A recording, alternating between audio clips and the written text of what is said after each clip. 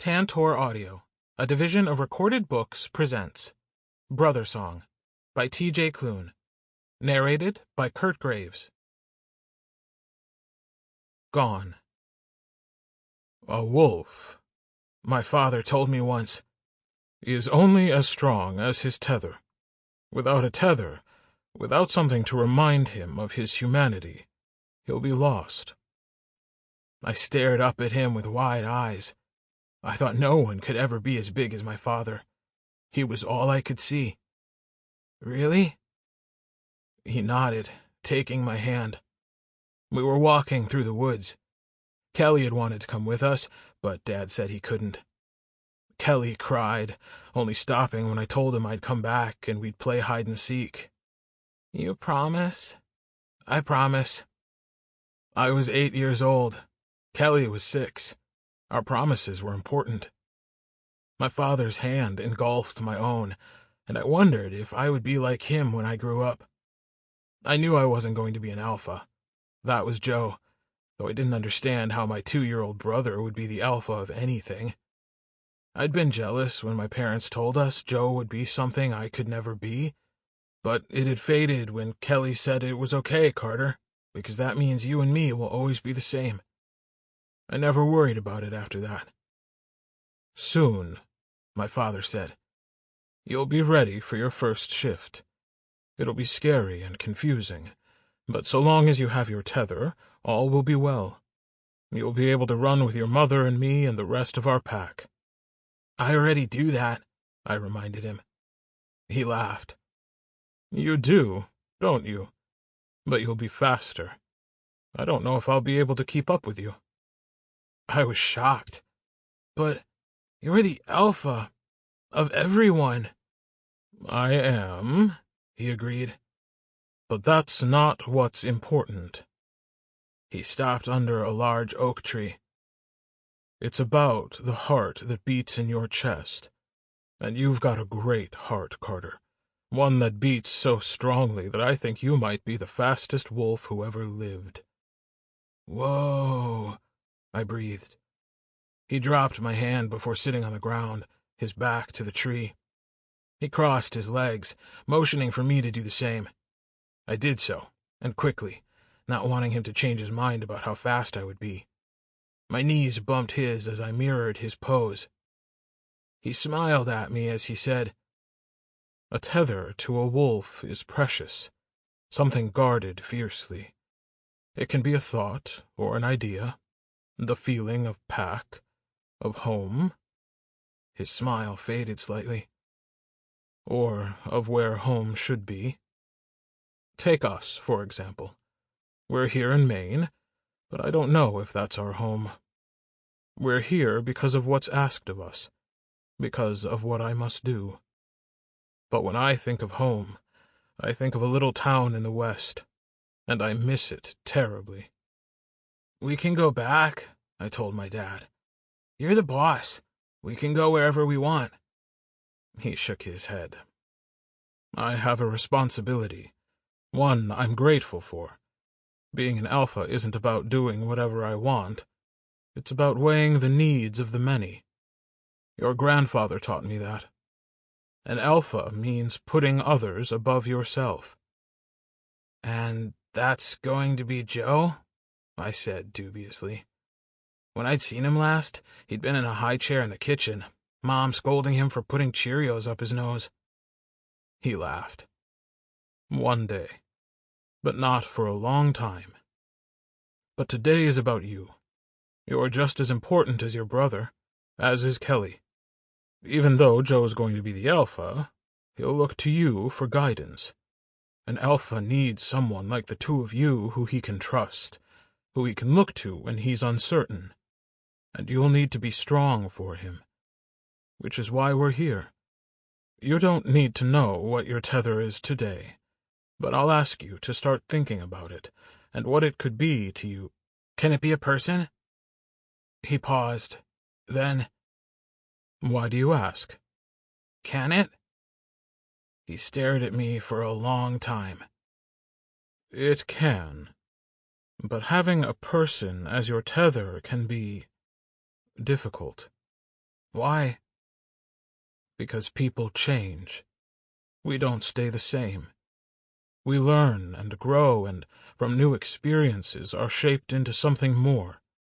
Sometimes people aren't, well, they aren't who they're supposed to be, or how we think of them. They change in ways we don't expect, and while we want them to remember the good times, they can only focus on the bad. And it colors their world in shadows. There was a look on his face I'd never seen before, and it made me uneasy, but it was gone before I could ask after it. Is a tether a secret? He nodded. It can be. Having a tether it's a treasure, one that is unlike anything else in the world. Some even say it's more important than having a mate. I grimaced. I don't care about that. Girls are weird. I don't want a mate. That's stupid. He chuckled. I'll remind you of that when the day comes, and I can't wait to see the look on your face. What's yours? You can tell me. I won't say anything to anyone. He tilted his head back against the tree. You promise? I nodded eagerly. Yeah. When my father smiled for real, you could see it in his eyes. It was like a light shining from within. It's all of you. My pack. Oh, you sound disappointed. I shrugged. I'm not. It's just, you always talk about pack and pack and pack. I scrunched up my face. I guess it makes sense.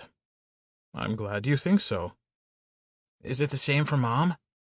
Yes, or at least it was. Tethers can change over time. Like people, they evolve. Where it once might have been the idea of pack, it's become more pointed, more focused. For her, it's her sons, you and Kelly and Joe. It started with you and grew because of Kelly and Joe. She would do anything for you. Fire burned in my chest, safe and warm. Mine won't ever change. My father looked at me curiously. Why? Because I won't let it. You sound as if you already know what it is. 'Cause I do. He leaned forward, taking my hands in his. Will you tell me? I looked up at him, too young to understand the depths of my love for him. All I knew is that my father was here and asking me something that felt important, something just between us, a secret. You can't tell anyone. His lips twitched. Not even Mom? I frowned. Well, she's okay, I guess, but not anyone else. I swear, he said, and since he was an alpha, I knew he meant it. I said, Kelly, it's Kelly. He closed his eyes. His throat clicked as he swallowed. Why? Because he needs me. That's not, and I need him. He opened his eyes. I thought I saw a flash of red. Tell me. He's not like Joe. Joe's gonna be alpha, and he'll be big and strong like you, and everyone will listen to him because he'll know what to do. You'll tell him. But Kelly is always going to be a beta like me. We're the same. I've noticed. I needed him to understand. When I have bad dreams, he doesn't make fun of me and tells me everything is going to be okay. When he hurt his knee and it took a long time to heal, I cleaned it up for him and told him it was okay to cry, even though we're boys. Boys can cry too. They can, my father whispered. And I think about him all the time, I told him. When I feel sad or mad, I think about him and I feel better. That's what tethers do, right? They make you happy? Kelly makes me happy. He's your brother. It's more than that. How? I was frustrated. I didn't know how to put the thoughts in my head into words that would show him just how far it went. Finally, I said, he's everything. For a moment, I thought I'd said the wrong thing. My father was staring at me strangely, and I squirmed. But instead of a rebuke, he pulled me toward him, and it was like I was a cub again as I turned around, settling between his legs, my back against his chest. He wrapped his arms around me, his chin on the top of my head. I breathed him in, and in the back of my mind, a voice that had once been weak whispered as strong as I'd ever heard it. Pack, pack, pack. You surprise me, my father said. Every day you surprise me. I'm so lucky to have someone such as you as mine. Never, ever forget that. And if you say your tether is Kelly, then so it shall be. You'll be a good wolf, Carter, and I can't wait to see the man you'll become. No matter where I am, no matter what has happened, I'll remember this gift you've given me. Thank you for sharing your secret. I'll keep it safe. But you're not going anywhere, right? He laughed again, and even though I couldn't see him, I knew he was smiling all the way up to his eyes. No, I'm not going anywhere. Not for a very long time. We stayed there, under a tree in the refuge outside of Caswell, Maine, for what felt like hours. Just the two of us. And when we finally went home, Kelly was waiting for us on the porch, gnawing on his bottom lip. He lit up when he saw me and almost tripped as he ran down the stairs. He managed to stay upright, and he tackled me into the grass as our father watched. He threw his hands up over his head as he howled in triumph, a cracked thing that didn't sound anything like the other wolves. I grinned up at him. Wow, you're so strong. He poked my nose. You were gone forever. I got bored. Why did it take so long? I'm here now, I told him, and I won't leave you again. Promise? Yeah, I promise.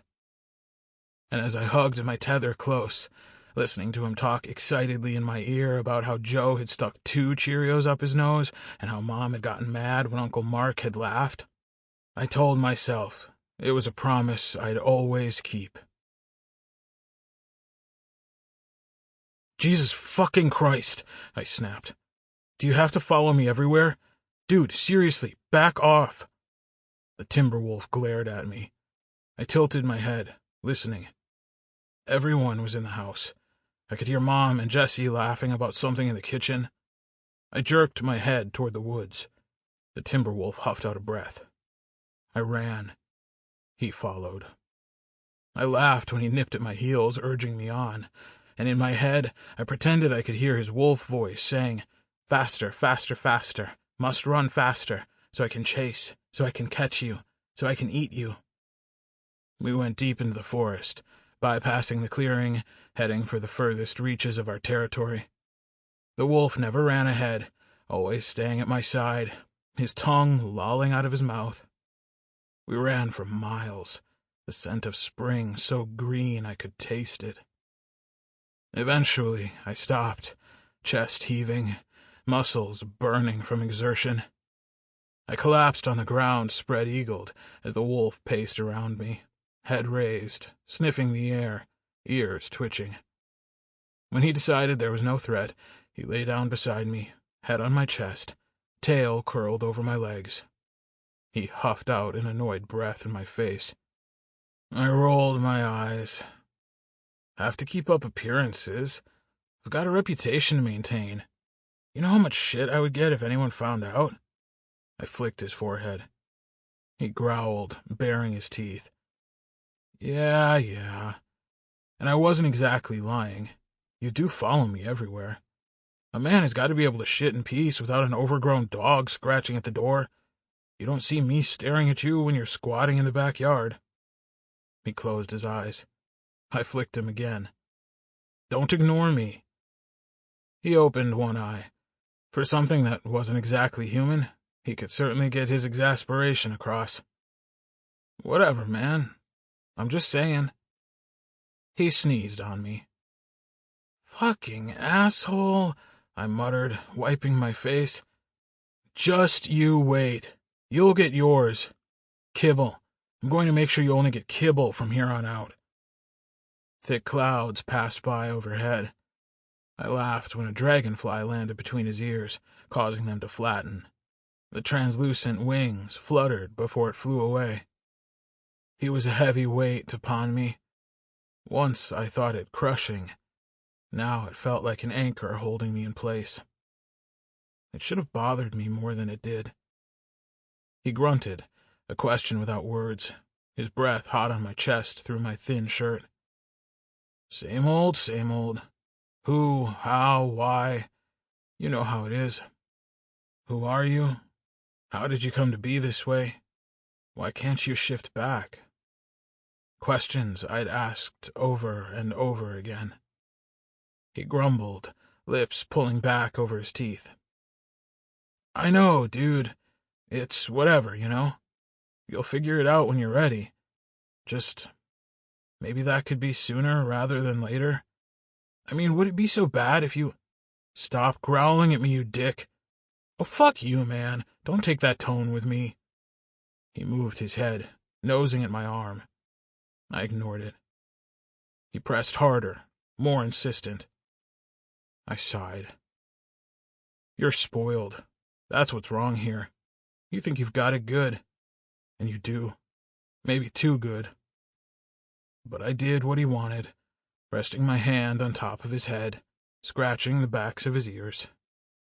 He closed his eyes again as he settled. We were drifting, just the two of us. The world around us turned hazy, the edges like a dream. Hours passed by, and sometimes we dozed, and sometimes we just were. I said, you can, you know. I said, if you want to. I said, I don't know what happened to you.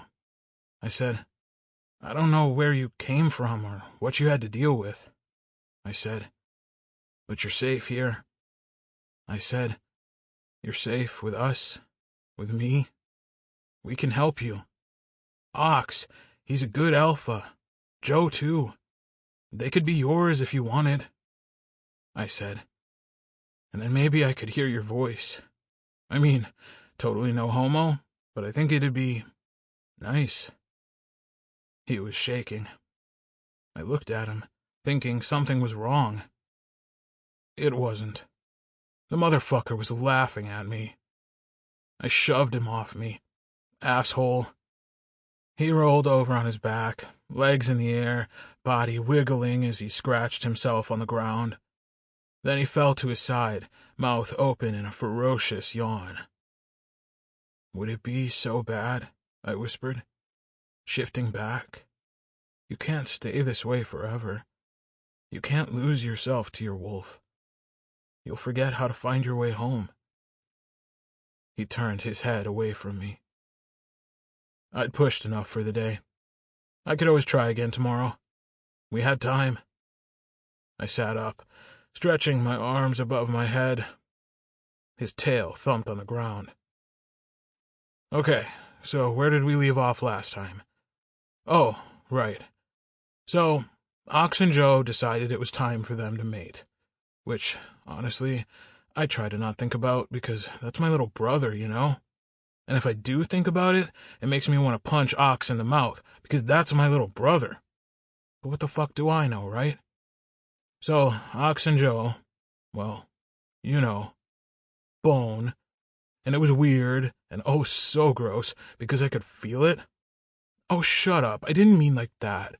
I meant I could feel it when their mate bond formed. We all could. It was like this light, burning in all of us. Mom said she's never heard of a pack having two alphas before, but it made sense that it happened with us because of how crazy we already are. Ox is, well, he's Ox, right? Werewolf Jesus. And then he and Joe came out of the house, and I never want to smell that on my little brother ever again. It was like he'd rolled in spunk, and Kelly and I were gagging because, what the fuck? We gave him so much shit for it. That was a good day. I glanced down at him. He was watching me with violet eyes. And that's how it ended. At least the first part. There's still Mark and Gordo, too. His tail twitched dangerously. His body tensed. My hand stilled. Why do you get like that every time I bring up Gordo? I know you're an Omega and all, and you've probably got evil Livingstone magic in you, but it's not his fault. You really need to get over whatever the hell is wrong with you. Gordo's good people. I mean, yeah, he's a dick, but so are you.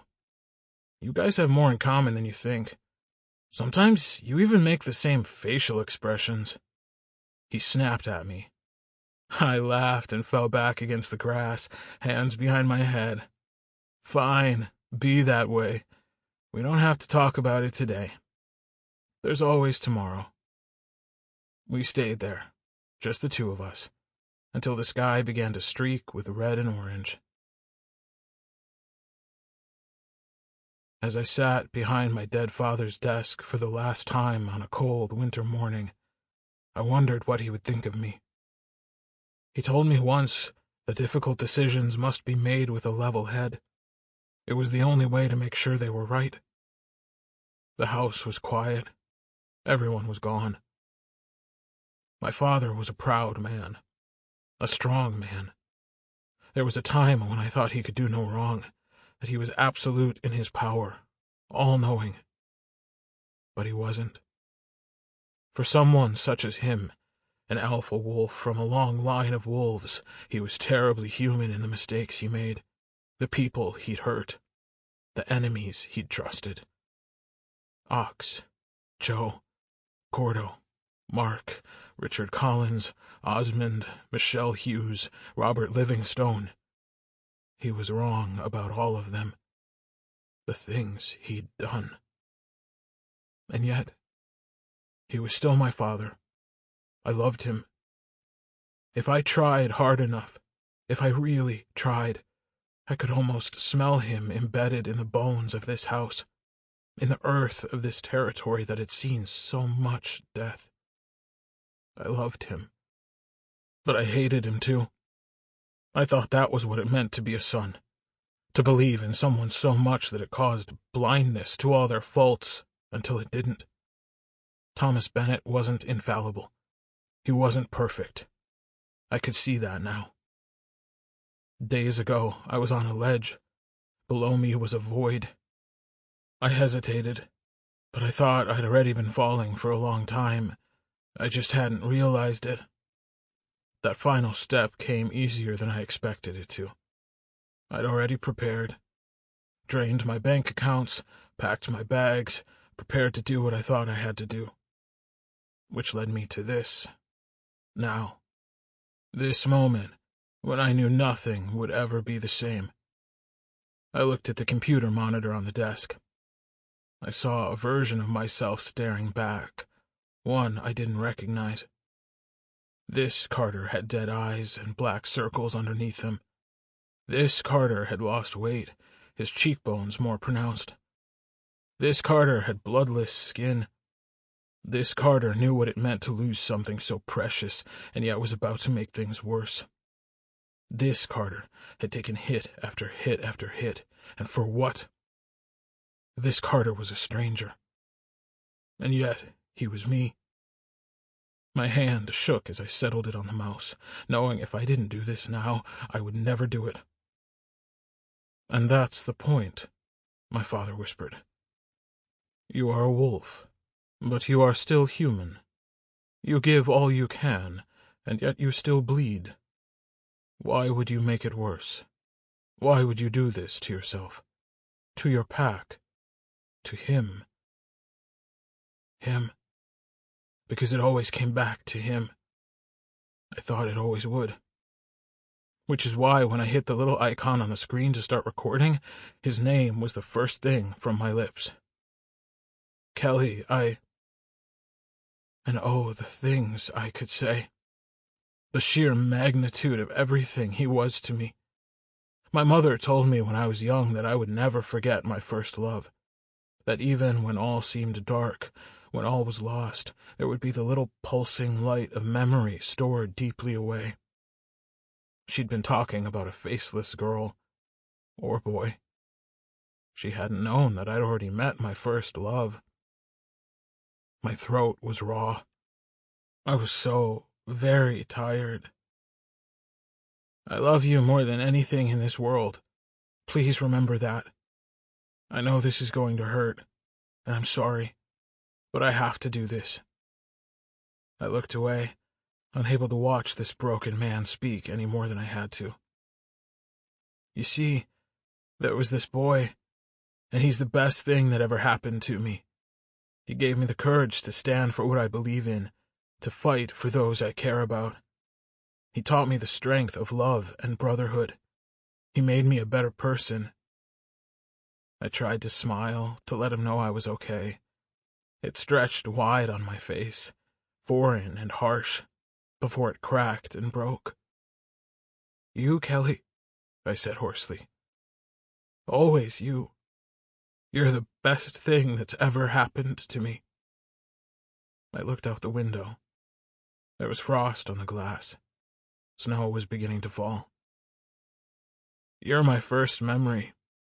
Mom was holding you, and I wanted to take you for myself, hide you away so no one would hurt you. It was fuzzy, the edges frayed like it had been nothing but a dream. My mother was wearing sweats, her face free of makeup. Her skin looked soft and glowing. She was speaking quietly, but her words were lost to me, a quiet murmur that disappeared at the sight of who she held. A tiny hand reached up, the fingers opening and closing, and there, in the recesses of my mind, I heard her speak 4 words that changed everything about who I was. She said, "Look, he knows you." I didn't understand then the earthquake this caused within me. I poked his fat little cheek, marveling at the way his skin dimpled. He blinked up at me, eyes bright and blue, blue, blue.